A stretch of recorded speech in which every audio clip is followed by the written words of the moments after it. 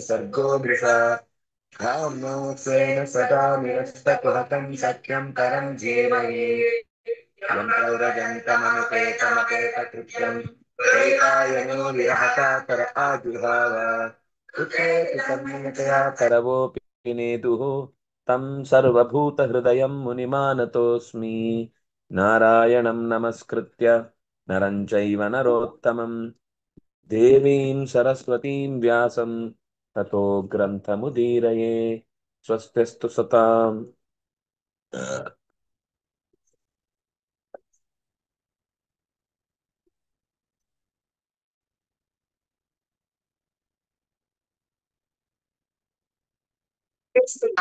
ಕೇಳಿಸ್ತಿದ ಕಾಣಿಸ್ತಿದ್ಯಾ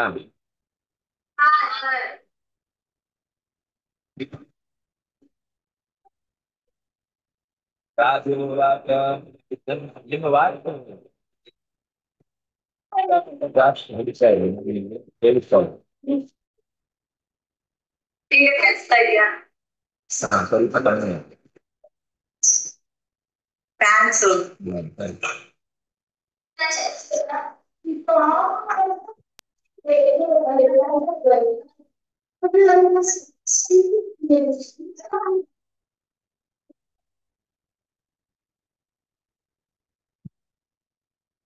राजोवाच तमः प्रियः ब्रह्मन् भूतानां भगवन् स्वयम् इन्द्रस्यार्थो कथं दैत्यानवधि विषमो यथा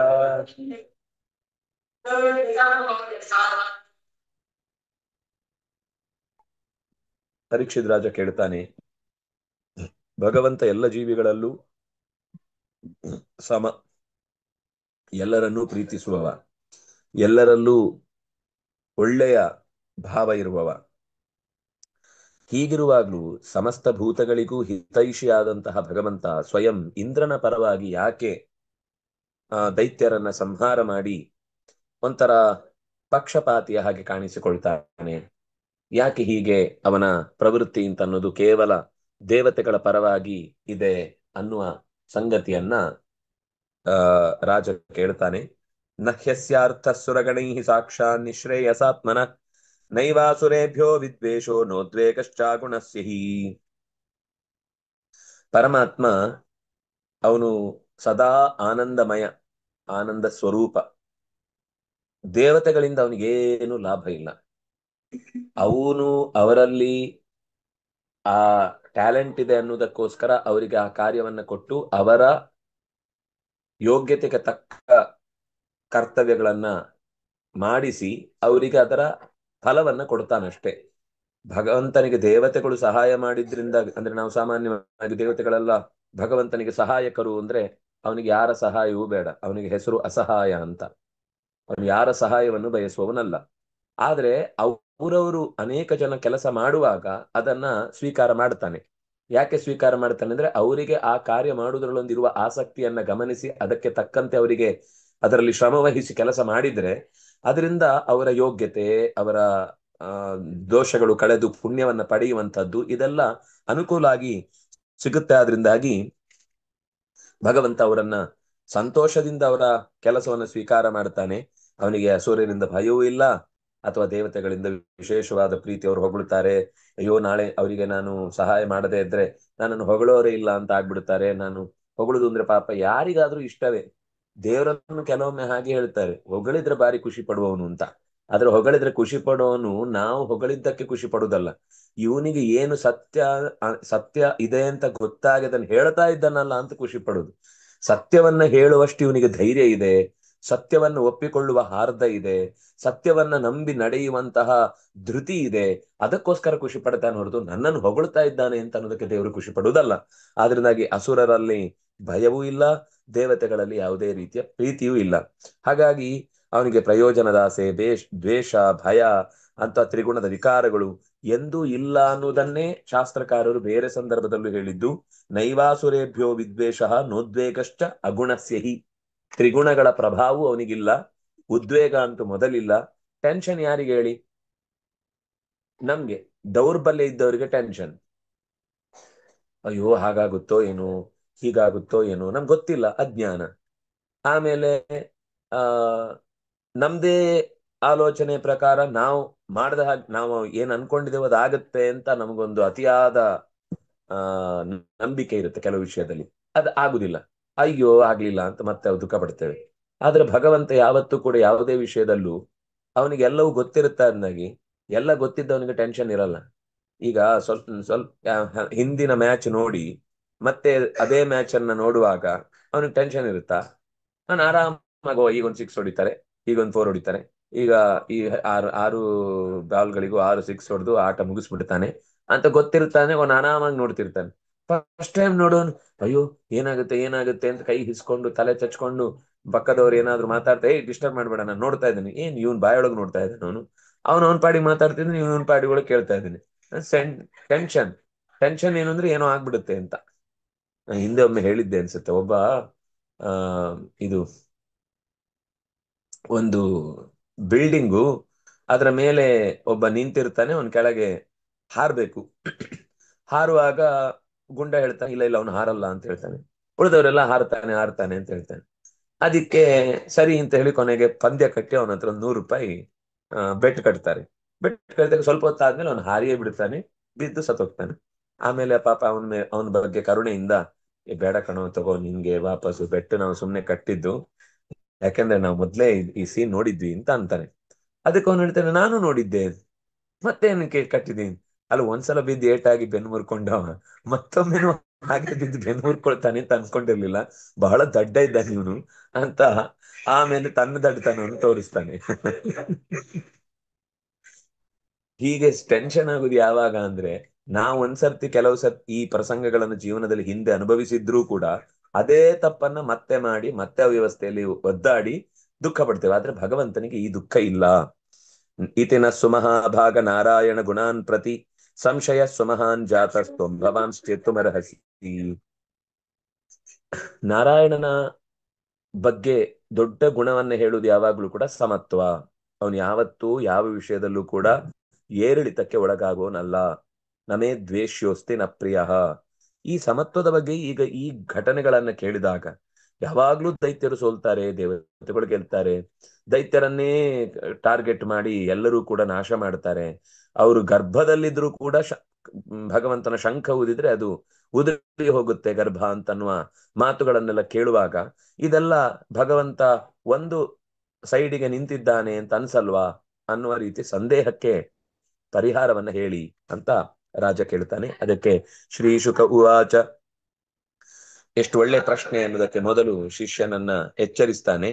ಸಾಧು ಪೃಷ್ಟಂ ಮಹಾರಾಜ ಹರೇ ಚರಿತಮದ್ಭುತಂ ಯತ್ರ ಭಾಗವತ ಮಾಹಾತ್ಮ್ಯಂ ಭಗವದ್ಭಕ್ತಿ ವರ್ಧನಂ. ನಿನ್ನ ಪ್ರಶ್ನೆ ತುಂಬಾ ಚೆನ್ನಾಗಿದೆ, ಸರಿಯಾದ ಪ್ರಶ್ನೆ.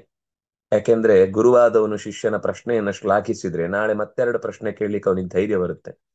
ಪ್ರಶ್ನೆ ಕೇಳಿದಾಗ ನಿನ್ ಪ್ರಶ್ನೆ ಒಂದು ನಿನ್ ಮುಖ ಅಂತ ಒಂದೆರಡು ಬೈದೋ ಅಥವಾ ಏನು ಹೇಳದೆ ಉತ್ತರ ಕೊಟ್ಟು ಆ ಕಡೆ ಮುಖ ತಿರುಗಿಸಿದ್ರೆ ನಾಳೆಯಿಂದ ಅವ್ನು ಕೇಳೋನು ಕೂಡ ಬಾಯಿ ಮುಚ್ಕೊಳ್ತಾನೆ, ಯಾಕೋ ಗುರುಗಳಿಗೆ ಇಷ್ಟ ಆಗ್ಲಿಲ್ಲ ನಾನು ಕೇಳಿದ್ದು, ಇನ್ ಕೇಳಿ ಮತ್ತಷ್ಟು ತುಪಕ್ಕಂತ ಮುಖದ ಮೇಲೆ ಇನ್ನೊಂದು ಪ್ರಶ್ನೆಗೆ ಹೇಳೋ ಮುಂಚೆನೆ ಉಗಿದು ಬಿಟ್ರೆ ಕಷ್ಟ ಅಂತೇಳಿ ಸುಮ್ಮನಾಗ್ಬಿಡ್ತಾನೆ. ಹಾಗೆ ಮಾಡದೆ ಒಬ್ಬ ಗುರುವಾದವನು ಹೇಗಿರ್ಬೇಕು ಅನ್ನೋದಕ್ಕೆ ಶುಕಾಚಾರ್ಯರು ಸಾಧು ಪೃಷ್ಟಂ ಮಹಾಭಾಗ ಭಾಗ್ಯಶೀಲನೆ, ನೀನ್ ಕೇಳಿದ ಪ್ರಶ್ನೆ ತುಂಬಾ ಚೆನ್ನಾಗಿತ್ತು. ಹರೇಹ ಚರಿತಂ ಅದ್ಭುತಂ, ನಾರಾಯಣನ ಚರಿತ್ರೆ ಅತ್ಯಂತ ಅದ್ಭುತವಾದದ್ದು. ಎಲ್ಲಿ ಭಗವಂತನ ಚರಿತ್ರೆ ಭಾಗವತರ ಕಥೆಗಳನ್ನ ಲೀಲೆಗಳನ್ನ ಅದ್ಭುತವಾಗಿ ಹೇಳಲಿಕ್ಕೆ ಅವಕಾಶ ಇರುತ್ತೋ ಅಲ್ಲಿ ಎಲ್ಲ ಕಡೆಯಲ್ಲೂ ಕೂಡ ಅದು ಭಗವಂತನ ಭಕ್ತಿಯ ಹೆಚ್ಚಳಕ್ಕೆ ಕಾರಣವಾಗುತ್ತೆ ಹೊರತು ನಮಗೆ ಸಂದೇಹಗಳು ಬಂದಾಗ ಕೇಳಬೇಕು, ಕೇಳಿದಾಗ ಮತ್ತಷ್ಟು ಜಿಜ್ಞಾಸೆಗಳು ಮೂಡ್ತವೆ, ಇದರಿಂದ ಭಕ್ತಿ ಹೆಚ್ಚುತ್ತೆ, ಭಗವಂತನ ಮಹಾತ್ಮೆ ಗೊತ್ತಾಗುತ್ತೆ. ಸಂದೇಹಗಳು ಕಮ್ಮಿಯಾದಷ್ಟು ಪ್ರೀತಿ ಜಾಸ್ತಿ ಆಗುತ್ತೆ, ಸಂದೇಹಗಳು ಇದ್ದಷ್ಟು ಒಳಗೆ ಪ್ರೀತಿ ಮಾಡ್ಲಿಕ್ಕೆ ಕಷ್ಟ ಆಗುತ್ತೆ. ನಿಜವಾಗಿಯೂ ನಮ್ಮ ಬಗ್ಗೆನೇ ಯೋಚನೆ ಮಾಡಿ ಅವನು ಸಹಾಯ ಮಾಡ್ತಿದ್ದಾನ ಅಥವಾ ನಾವು ನಂಬ್ಲಿ ಅಂತ ಅವನು ಸಹಾಯ ಮಾಡ್ತಿದ್ದಾನ ಅಂತ ಒಳಗೆ ಎಲ್ಲೋ ಒಂದು ಸಂದೇಹ ಉಳಿದು ಬಿಟ್ರೆ ಆವಾಗ ಏನೂ ಭಕ್ತಿ ಮಾಡ್ಲಿಕ್ಕೆ ಆಗುದಿಲ್ಲ.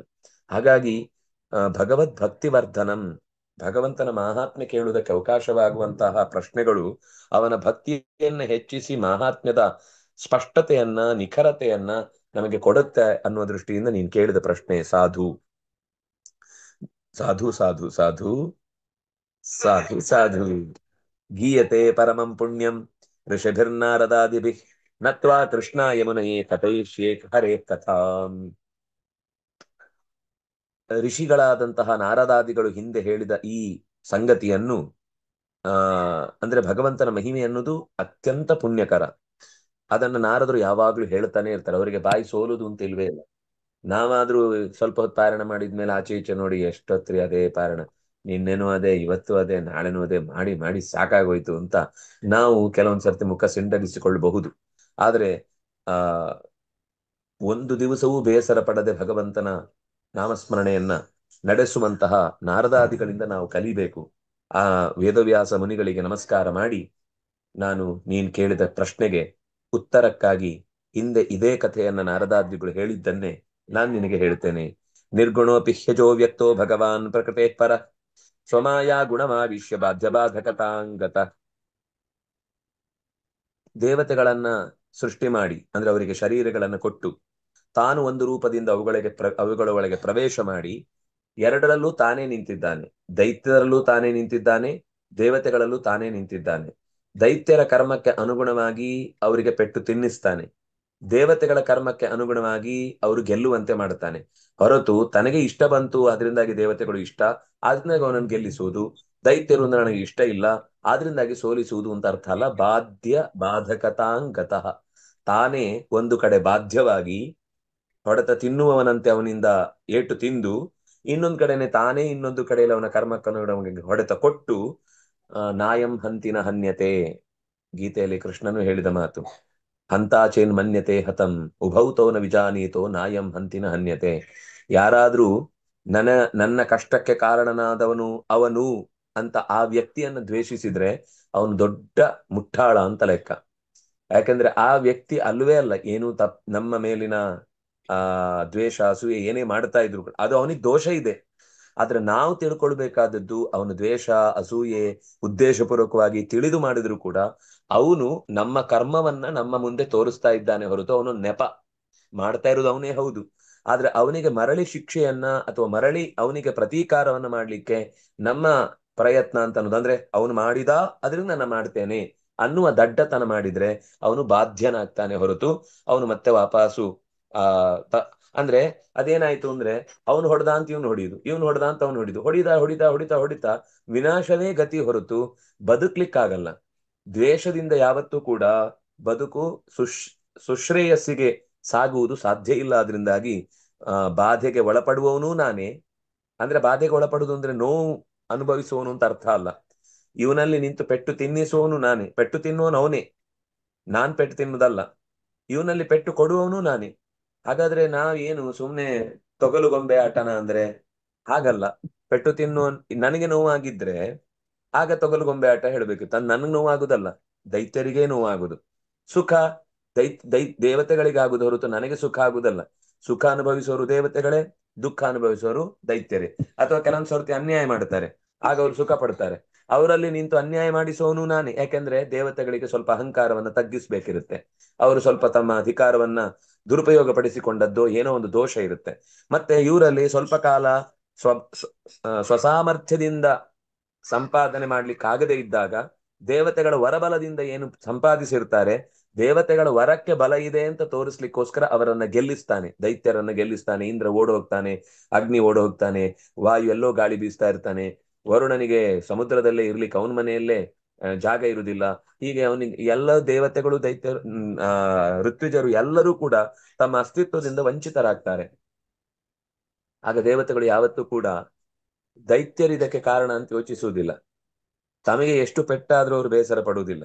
ಆದ್ರೆ ಲೋಕದ ಸಾಮಾನ್ಯ ಜನಕ್ಕೆ ಅನ್ಯಾಯ ಆಯ್ತು ಅಂದಾಗ ಭಗವಂತನ ಹತ್ರ ಹೋಗಿ ಕೇಳ್ತಾರೆ, ಇವರ ಉಪಟಳ ಜಾಸ್ತಿ ಆಯ್ತು, ಲೋಕದಲ್ಲಿ ಸಜ್ಜನಿಕೆಗೆ ಏನು ಅವಕಾಶವೇ ಇಲ್ಲ, ಅವರು ಬದುಕುವುದು ವ್ಯರ್ಥ ಅಂತನ್ನುವ ರೀತಿಯ ಘಟನೆಗಳು ನಡೀತಾ ಇದೆ, ನೀನು ನಿಗ್ರಹಿಸಬೇಕು ಅಂತ ದೇವರ ಹತ್ರ ಕೇಳಿಕೊಂಡಾಗ ಅವರ ಮೂಲಕವೇ ದೈತ್ಯರನ್ನ ಸೋಲಿಸಿ ಆ ಮೂಲಕ ಮತ್ತೆ ಅವರ ಪ್ರಾಮಾಣಿಕವಾದ ಲೋಕದ ಹಿತವನ್ನ ಏನವರು ಬಯಸಿ ಪ್ರಾರ್ಥಿಸಿದ್ರು ಅವರ ಕೈಗೆ ಮತ್ತೆ ಕೊಡುವಂತೆ ಮಾಡಿ ಅಧಿಕಾರವನ್ನ ಕೊಟ್ಟು ಅವರನ್ನು ಉದ್ಧರಿಸ್ತಾನೆ ಅನ್ನುವುದು ಬಾಧ್ಯ ಬಾಧಕತಾಂಗತಃ. ತಾನೇ ನಿಯಂತ್ರಿಸ್ತಾನೆ ಹೊರತು ನಮಗೆ ಒಬ್ಬ ತೊಂದರೆ ಕೊಟ್ಟ ಅಂದಾಗ ಅವನು ತೊಂದರೆ ಕೊಟ್ಟ ವಿಷಯ ಸತ್ಯವೇ, ಆದ್ರೆ ಅವನಲ್ಲಿ ತೊಂದರೆ ಕೊಡುವಂತಹ ರೀತಿಯ ಕರ್ಮ ನಮ್ಮಲ್ಲಿದೆ. ಅದನ್ನು ದೇವರು ಅವನಲ್ಲಿ ನಿಂತು ನಮಗೆ ತೊಂದರೆ ಕೊಡಿಸ್ತಾನೆ. ನಾನ್ ಹೇಳ್ತಾ ಇರೋದು ಈಗ ಒಂದ್ ಮಗು ತಪ್ಪು ಮಾಡುತ್ತೆ ಎಂದಾಗ ಆಮ್, ಮಗುವಿಗೆ ಶಿಕ್ಷೆ ಕೊಡಬಾರದು ಅಂತ ಹೇಳಿದ್ದಲ್ಲ. ಶಿಕ್ಷೆ ಕೊಡ್ಲೇಬೇಕು. ದೇವರು ನಿಂತು ಅದರಿಂದ ತಪ್ಪು ಮಾಡಿಸ್ತಾನೆ, ನನಗೇನು ಗೊತ್ತಿಲ್ಲ, ದೇವರು ಏನಾದ್ರೂ ಅದಕ್ಕೆ ಶಿಕ್ಷೆ ಕೊಡ್ಲಿ ಅಂತಲ್ಲ. ನನ್ನಲ್ಲಿ ನಿಂತು ಅದಕ್ಕೆ ಶಿಕ್ಷೆ ಕೊಡುವ ಅಧಿಕಾರ ಕೊಟ್ಟಿದ್ದಾನಲ್ವಾ, ನಾನು ಅದಕ್ಕೆ ಶಿಕ್ಷೆ ಕೊಡಬೇಕು. ಹೇಗೆ ಕೊಡಬೇಕು ಅಂದ್ರೆ, ಅದರ ಮೇಲೆ ದ್ವೇಷವೂ ಇರಬಾರದು, ಅದರ ಮೇಲೆ ವ್ಯಾಮೋಹವೂ ಇರಬಾರದು. ಕೇವಲ ಅದು ತಪ್ಪಿಗೆ ನಾನು ಶಿಕ್ಷೆ ಕೊಡಬೇಕು ಅನ್ನುವ, ಅದು ತಿದ್ದಿಕೊಳ್ಳದೆ ಇದ್ರೆ ಅದರ ಬದುಕು ಮುಂದೆ ಹಾಳಾಗುತ್ತೆ ಅಂತ ಕರುಣೆಯಿಂದ ಅದನ್ನು ಶಿಕ್ಷಿಸುವುದು ಹೊರತು, ಯಾವಾಗ ಒಂದು ಕೆಲಸ ನಮ್ಮ ವ್ಯಕ್ತಿಗತವಾದ ದ್ವೇಷ ಅಥವಾ ವ್ಯಕ್ತಿಗತವಾದ ಪ್ರೀತಿಗೆ ಬಂದಾಗ ಅದು ಪಾಪಕ್ಕೆ ಕಾರಣವಾಗುತ್ತೆ. ಆದ್ರೆ ಪಾಂಡವರು ಕೌರವರನ್ನ ಸಂಹಾರ ಮಾಡಿದ್ರು, 100 ಜನರನ್ನ ಭೀಮ ಕೊಂದ, ಅವನಿಗೆ ಪುಣ್ಯ ಬಂತು. ಅರೆ, ಕೊಂದ್ರೆ ಪುಣ್ಯ ಬರುದು ಅಂತ ಹೆಂಗ್ ಹೇಳ್ತೀರಿ, ಇದೇನ್ ಕತೆ ಅಂತ ಕೇಳಿದ್ರೆ, ನಿಮ್ಗೆ ಲೋಕದ ಉದಾಹರಣೆ ಕೊಡುವುದಾದ್ರೆ, ಆ ಈ ಗಲ್ಲು ಶಿಕ್ಷೆಯನ್ನ ಕೊಟ್ಟವರಿಗೆ ಹ್ಯಾಂಗ್ ಮಾಡ್ಲಿಕ್ಕೆ ಒಬ್ಬ ಇರ್ತಾನೆ. ಅವನು ಒಂದು ಸುಮಾರು 100 ಜನರನ್ನ ಕೊಲ್ತಾನೆ. ಆದ್ರೆ ಅವನಿಗೆ ಸಂಬಳ ಕೊಟ್ಟು 25 ವರ್ಷಗಳ ಕಾಲ ನಿರಂತರವಾಗಿ ನ್ಯಾಯಾಲಯದಲ್ಲಿ ವಿಧಿಸಿದಂತಹ ಗಲ್ಲು ಶಿಕ್ಷೆಯನ್ನು ಪ್ರಾಮಾಣಿಕವಾಗಿ ಕೊಟ್ಟಂತಹ ಅತಿಯಾದ ಆ ನಿಸ್ಪೃಹವಾದ ವ್ಯಕ್ತಿ ಅಂತ ಅವನನ್ನ ಗೌರವಿಸ್ತಾರೆ. ಇವನು ಒಬ್ಬ ಕೊಂದದ್ದಕ್ಕೆ ಅವನಿಗೆ ಗಲ್ಲು ಕೊಟ್ಟದ್ದು, ಇವನು 100 ಜನರನ್ನು ಕೊಂದದ್ದಕ್ಕೆ ಎಷ್ಟು ಎಷ್ಟು ಸಲ ಕೊಲ್ಬೇಕು ಅವನನ್ನ. ಆದ್ರೆ ಅವನಿಗೆ ಕೊಲ್ಲುದಿಲ್ಲ. ಯಾಕೆಂದ್ರೆ ಅವನಿಗೆ ಹ್ಯಾಂಗ್ ಮಾಡುವಾಗ ಯಾವುದೇ ವ್ಯಕ್ತಿಯ ಬಗ್ಗೆ ಅವನಿಗೆ ದ್ವೇಷವೂ ಇಲ್ಲ, ಪ್ರೀತಿಯೂ ಇಲ್ಲ. ನನಗೆ ಕೊಟ್ಟ ಕರ್ತವ್ಯವನ್ನ ನಾನು ನಿಷ್ಠೆಯಿಂದ ಮಾಡ್ತೇನೆ ಅಂತ ಅಷ್ಟೇ ಮಾಡುದು. ಪಾಂಡವರು ಕೂಡ ಕೌರವರನ್ನ ಶಿಕ್ಷಿಸುವಾಗ ಅವರ ತಪ್ಪಿಗೆ ಶಿಕ್ಷಿಸ್ತೇವೆ ಅಂತ ಇತ್ತು ಹೊರತು, ಅವ್ರು ಯಾವತ್ತೂ ಕೂಡ ದ್ವೇಷದಿಂದಾಗ್ಲಿ ಅಸೂಯೆಯಿಂದಾಗ್ಲಿ ಅವರನ್ನ ಕೊಲ್ಲಿಲ್ಲ. ಅದರಿಂದಾಗಿ ಅವರು ನಂತರ ರಾಜ್ಯಭಾರ ಮಾಡುವಾಗ ಕೊಂದ ಪಾಪ ಅವರನ್ನ ಕಾಡ್ಲಿಲ್ಲ. ಸ್ವಲ್ಪ ತಲೆ ಒಳಗೆ ಹುಳ ಬಿದ್ದಿತ್ತು ಧರ್ಮರಾಜನಿಗೆ, ಅದು ಮತ್ತೆ ಭೀಷ್ಮಾಚಾರ್ಯರ ಮೂಲಕ ಕೃಷ್ಣ ಕಿತ್ತೆಸೆದ. ಹೀಗೆ ಸತ್ವಂ ರಜಸ್ತಮೈತಿ ಪ್ರಕೃತಿರ್ನಾತ್ಮನೋ ಗುಣ ನ ತೇಷಾಂ ಜಗಪದ್ರಾಜನ್ ಹ್ಯಾಸ ಉನ್ನಾಹ ಏವ ಚ. ಸತ್ವ ರಜಸ್ಸು ತಮಸ್ಸು ಅನ್ನೋ 3 ಗುಣಗಳು ಪ್ರಕೃತಿಯದ್ದೇ ವಿಭಾಗಗಳು.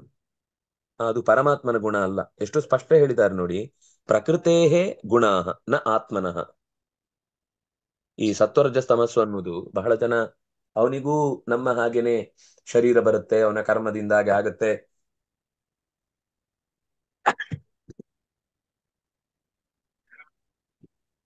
ಅವನಿಗೂ ಕೂಡ ಬದುಕಿನ ಏರಿಳಿತಗಳು ಉಂಟಾಗುತ್ತೆ ಅನ್ನುವ ಈ ಸಂಗತಿಗಳನ್ನೆಲ್ಲ ಹೇಳ್ತಾರೆ. ಅಂದ್ರೆ ದೇವರ ಬಗ್ಗೆ ನಮ್ಮಂತೆಯೇ ಅವನು ಕೂಡ ಸ್ವಲ್ಪ ಎಕ್ಸ್ಟ್ರಾರ್ಡಿನರಿ ಅಂತ ಸ್ವಲ್ಪ ನರಿಗಳೆಲ್ಲ ಯೋಚನೆ ಮಾಡ್ತಾರೆ. ಆದರೆ ಆ ಹಿಂದೆ ಇರುವ ಉದ್ದೇಶವನ್ನ ಸ್ಪಷ್ಟವಾಗಿ ಇಲ್ಲಿ ಶುಕಾಚಾರ್ಯರು ನಿರಾಕರಣೆ ಮಾಡ್ತಾರೆ. ಸತ್ವಂ ರಜಃ ತಮಃ ಇತಿ ಪ್ರಕೃತೇ ಗುಣಾಃ ನ ಆತ್ಮನಃ. ಅದು ಪರಮಾತ್ಮನಿಗೆ ತಾಗುವಂತದ್ದಲ್ಲ, ಪರಮಾತ್ಮನಿಗೆ ಎಂದೂ ಅದರ ದೋಷಗಳಿಲ್ಲ. ಅವನು ಗುಣಪೂರ್ಣ ಅಂತ ಹೇಳಿದ್ರೆ ಬೇರೆ ಕಡೆ, ಅದಕ್ಕೆ ಈ ಗುಣಗಳಿಂದ ಕೂಡಿದವನು ಅಂತ ಅರ್ಥ ಅಲ್ಲ. ಬಹಳ ಸಂದರ್ಭಗಳಲ್ಲಿ ಆ ಏನು ಗುಣವಾನ್ ಅಲ್ಲ, ಆ, ಭಾರಭೃತ್ ಕಥಿತೋ ಯೋಗಿ ಯೋಗೀಶ ಸರ್ವಕಾಮದ ಅಲ್ಲಿ ಅಲ್ಲ, ಮರ್ತೋಯ್ತು. ಒಟ್ಟು ನಿರ್ಗುಣ ಮತ್ತು ಆ, ಗುಣಭೃತ್ ನಿರ್ಗುಣೋ ಮಹಾನ್, ಗುಣಭೃತ್ ನಿರ್ಗುಣೋ ಮಹಾನ್. ಆಗ ಇದು ಹೇಗಾಗತ್ತೆ? ಗುಣಭೃತ್ ಅಂತಂದ್ಮೇಲೆ ಗುಣ ಉಳ್ಳವನು ಅಂತ ಅರ್ಥ, ನಿರ್ಗುಣ ಅಂದ್ರೆ ಗುಣ ಇಲ್ಲದವನು ಅಂತ ಅರ್ಥ. ನೀನು ಒಬ್ಬ ಆದ್ರೆ ನೀನು ಒಬ್ಬ ಅಲ್ಲ, ನೀನು ದಡ್ಡ ಆದ್ರೆ ನೀನು ದಡ್ಡ ಅಲ್ಲ, ನೀನು ಜಾಣ ಆದ್ರೆ ನೀನು ಜಾಣ ಅಲ್ಲ ಅಂತ ಹೀಗೆ ಹೇಳಿದ್ರೆ ಇವನಿಗೆ ಸ್ವಲ್ಪ ತಲೆ ಸರಿ ಇಲ್ಲ ಅಂತ ಗೊತ್ತಾಗುತ್ತೆ. ಆದ್ರಿಂದ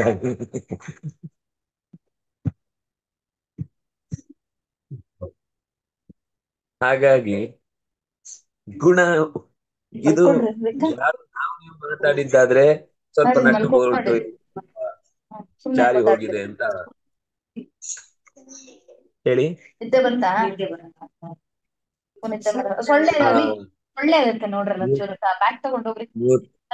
ಮ್ಯೂಟ್ ಮಾಡಿ, ಶ್ರೀದೇವಿ ಅವರು ಮ್ಯೂಟ್ ಮಾಡಿ, ಯಾರಾದ್ರೂ ಮ್ಯೂಟ್ ಮಾಡಿ ಅವರನ್ನ.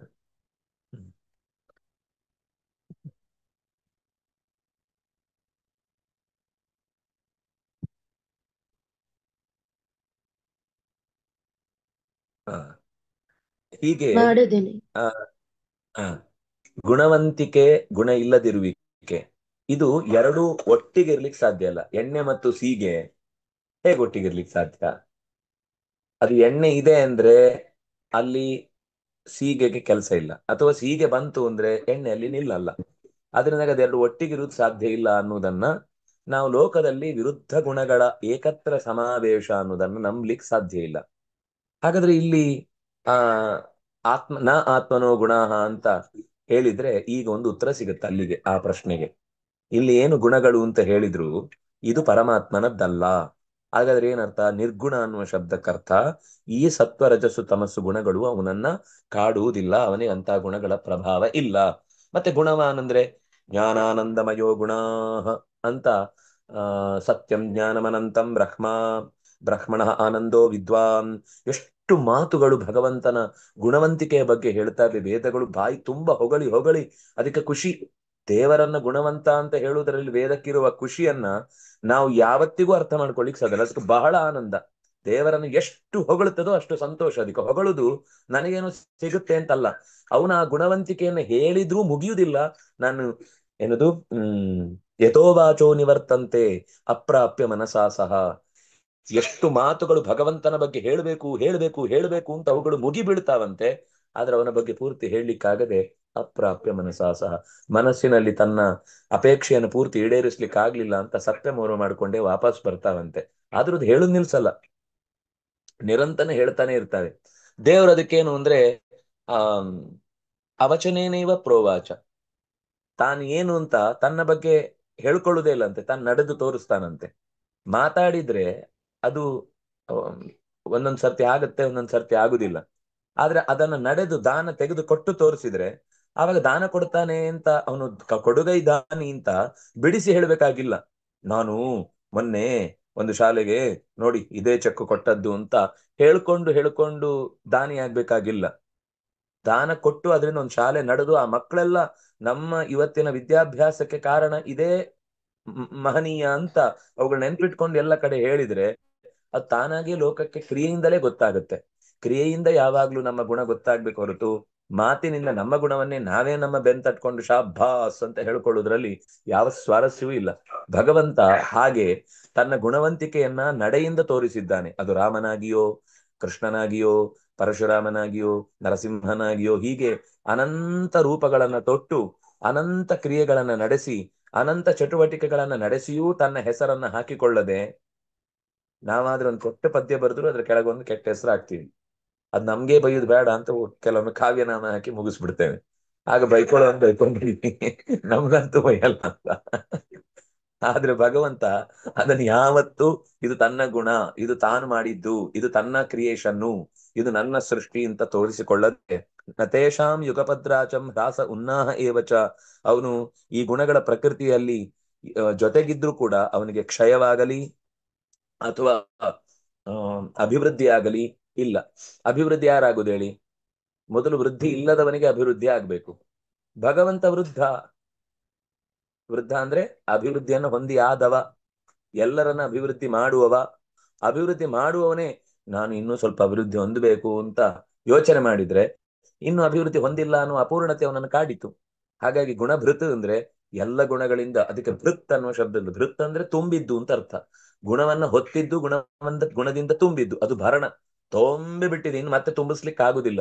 ತುಂಬಿಸ್ಲಿಕ್ಕಾಗದೇ ಇರುವ ಗುಣಗಳಿಂದ ಕೂಡಿದವನಿಗೆ ಗುಣಗಳಿಲ್ಲ ಅಂತ ಶಬ್ದವನ್ನ ಬಳಸಿದ್ದು, ಪ್ರಾಕೃತಿಕವಾದ ಗುಣಗಳಿಲ್ಲ, ನಶಿಸುವ ಗುಣಗಳಿಲ್ಲ, ಲೋಪದೋಷಗಳನ್ನು ಎತ್ತಿ ಹಿಡಿಯುವಂತಹ ಗುಣಗಳಿಲ್ಲ ಅನ್ನುವ ಮಾತನ್ನ ಹೇಳಿದ್ದಾದ್ರಿಂದಾಗಿ ದೇವರಿಗೆ ಕ್ಷಯವಾಗಲಿ ಅಥವಾ ಉನ್ನಾಹ ಏವಚ, ಅವನಿಗೆ ಈ ಆ ಅಂದ್ರೆ ಜಾತಿಯಲ್ಲೋ ಅಥವಾ ಮತದಲ್ಲೋ ಅಥವಾ ಭಾಷೆಯಲ್ಲೋ ಅಥವಾ ಇನ್ನೆಲ್ಲೋ ಹುಟ್ಟಿ ಬಂದದ್ರಿಂದ ದೇವ್ರು ದೊಡ್ಡವನಾದ.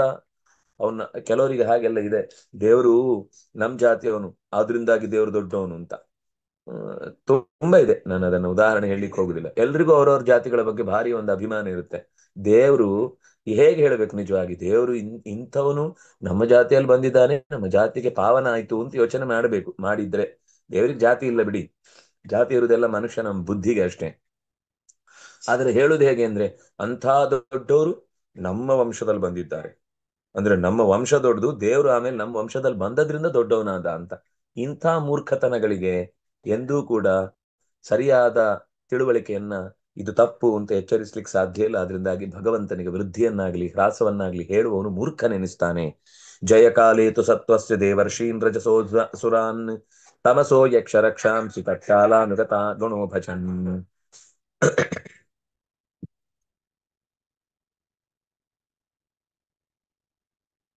ಈಗ ಸಾತ್ವಿಕತೆ ಜಾಗೃತವಾದಾಗ ಜಯಕಾಲೇತು ಸತ್ವಸ್ಯ ದೇವ ಋಷೀನ್ ರಜಸೋ ಅಸುರಾನ್ ತಮಸಃ ಯಕ್ಷ ರಕ್ಷಾಂಸಿ. ದೇವತೆಗಳನ್ನು ಋಷಿಗಳನ್ನು ಪ್ರವೇಶ ಮಾಡಿ ಅವರಿಂದ ಉತ್ತಮವಾದ ಕಾರ್ಯಗಳನ್ನು ಮಾಡಿಸ್ತಾನೆ ಭಗವಂತನೇ. ಅಂದ್ರೆ ಸತ್ವ ಪ್ರವೇಶ ಮಾಡಿದಾಗ ಸಾತ್ವಿಕ ಕೆಲಸವನ್ನು ಮಾಡಿಸ್ತಾನೆ.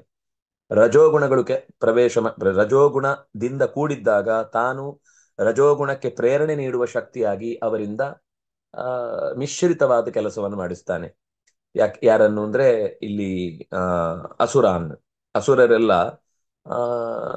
ಯಾಕೆಂದ್ರೆ ಅಸುರರು ಅದರಲ್ಲಿ ಒಳ್ಳೆಯವರು ಇದ್ದಾರೆ, ಕೆಟ್ಟವರು ಇದ್ದಾರೆ.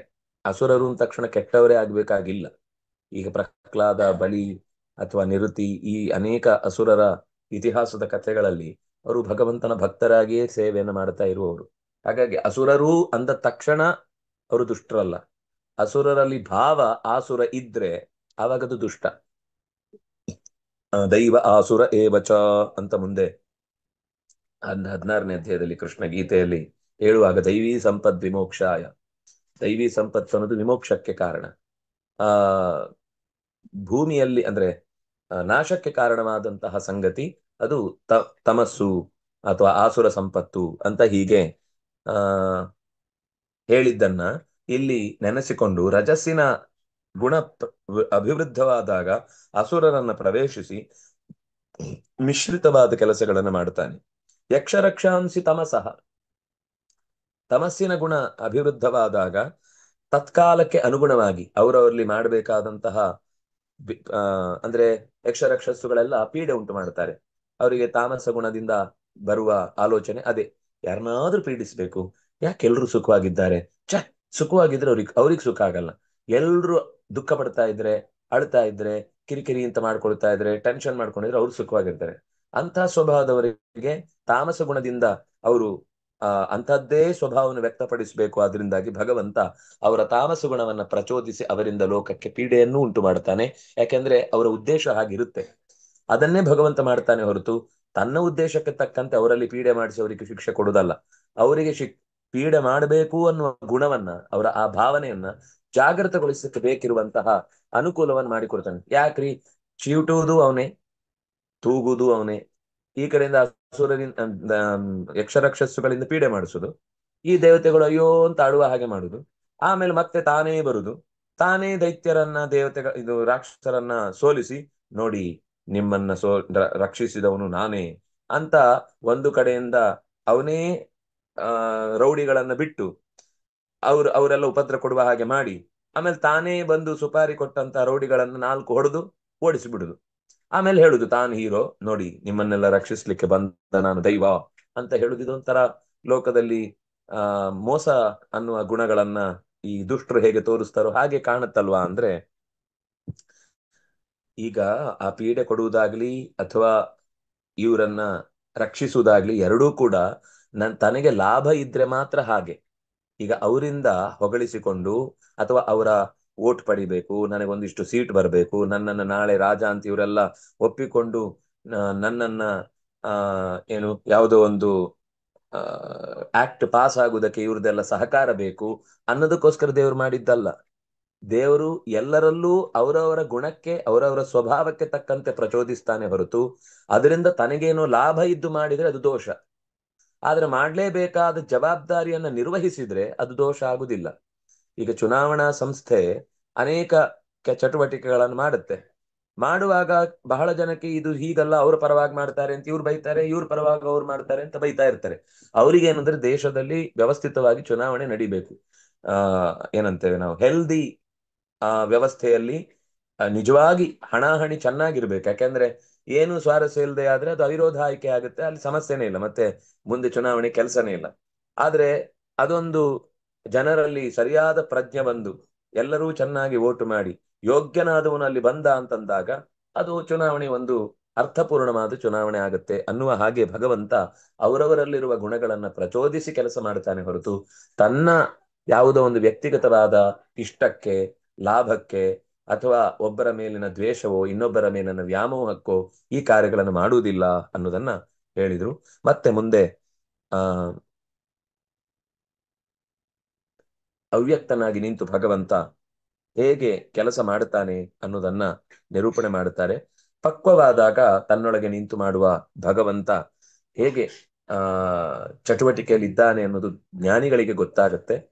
ದಡ್ರು ಮಾತ್ರ ತೊಂದರೆ ಆದಾಗಲೆಲ್ಲ ದೇವ್ರು ಮಾಡ್ತಾನೆ, ಸರಿಯಾದಾಗ್ಲೆಲ್ಲ ನಾನ್ ಮಾಡ್ತೇನೆ ಅಂತ ಭ್ರಮೆಯಲ್ಲೇ ತಿರುಗಾಡ್ತಾ ಇರ್ತಾರೆ. ಕೆಲವೊಮ್ಮೆ ನಾವು ಹಾಗೆ ಮಾಡುವುದಿದೆ. ಆ ಭ್ರಮೆಯಿಂದ ಹೊರಗೆ ಬರಬೇಕು ಅನ್ನೋದಕ್ಕೋಸ್ಕರನೇ ಈ ಮಾತುಗಳನ್ನ ಶುಕಾಚಾರ್ಯರು ನಮಗೆ ಎಚ್ಚರ ಕೊಡ್ತಾ ಇದ್ದಾರೆ ಅನ್ನುವಲ್ಲಿ ಇವತ್ತಿನ ಚಿಂತನೆಯನ್ನ ಮುಕ್ತಾಯ ಮಾಡೋಣ. ಕಾಯೇನ ವಾಚ ಮನಸ ಇಂದ್ರಿಯೈರ್ವ ಬುದ್ಧ್ಯ ಆತ್ಮನ ವಾ ಅನುಸೃತ ಸ್ವಭಾವಃ ಕರೋಮಿ ಯದ್ಯತ್ ಸಕಲಂ ಪರಸ್ಮೈ ನಾರಾಯಣಾಯೇತಿ ಸಮರ್ಪಯಾಮಿ. ತಪಸ್ವಿನೋ ದಾನಪರಾಯ ಯಶಸ್ವಿನೋ ಮನಸ್ವಿನೋ ಮಂತ್ರವಿದಸ್ಸು ಮಂಗಲಾಃ ಕ್ಷೇಮಂ ನ ವಿಂದಂತಿ ವಿನಾ ಯದರ್ಪಣಂ ತಸ್ಮೈ ಸುಭದ್ರಶ್ರವಸೇ ನಮೋ ನಮಃ. ಬ್ರಹ್ಮಾರ್ಪಣಂ ಬ್ರಹ್ಮಹವಿಃ ಬ್ರಹ್ಮಾಗ್ನೋ ಬ್ರಹ್ಮಣಾಹುತಂ ಬ್ರಹ್ಮೈವ ತೇನ ಗಂತವ್ಯಂ ಬ್ರಹ್ಮಕರ್ಮ ಸಮಾಧಿನಾ. ಸರ್ವೇ ಭವಂತು ಸುಖಿನಃ, ಸರ್ವೇ ಸಂತು ನಿರಾಮಯಾಃ, ಸರ್ವೇ ಭದ್ರಾಣಿ ಪಶ್ಯन्तು ಮಾ ಕಶ್ಚಿತ್ ದುಃಖಭಾಗ್ ಭವೇತ್. ಧರ್ಮಸ್ಯ ವಿಜಯೋ ಭೂಯಾತ್ ಧರ್ಮಸ್ಯ ಪರಾಜಯಃ. भावना प्राणभृता भूयेन विश्वस्य मङ्गलम्. ಶ್ರೀಹರಿಪ್ರಿಯತಾಂ ಶ್ರೀಕೃಷ್ಣ ಅರ್ಪಿತಂ ಅಸ್ತು. ನಾಳೆ ಮತ್ತೆ ಸರಿಯಾಗಿ ಇದೇ ಹೊತ್ತಿಗೆ ಭಾಗವತದ ಕಥೆಗೆ ಸೇರೋಣ. ಶ್ರೀಹರಿಪ್ರಿಯ ಎಲ್ರಿಗೂ ಪೂರ್ವಕವಾದ ಮತ್ತೊಮ್ಮೆ ನಾಳೆ ನಾಳೆ ಹೋಗುಂಡಣ್ಣ ನಾಳೆ ಫಸ್ಟ್ ನೀನ್ ಹೇಳಿ ಆಮೇಲೆ ಪಾಠ ಶುರು ಮಾಡೋಣ, ಆಯ್ತಾ? ರಾಮ್ ರಾಮ್. ಸುನಿಶಾ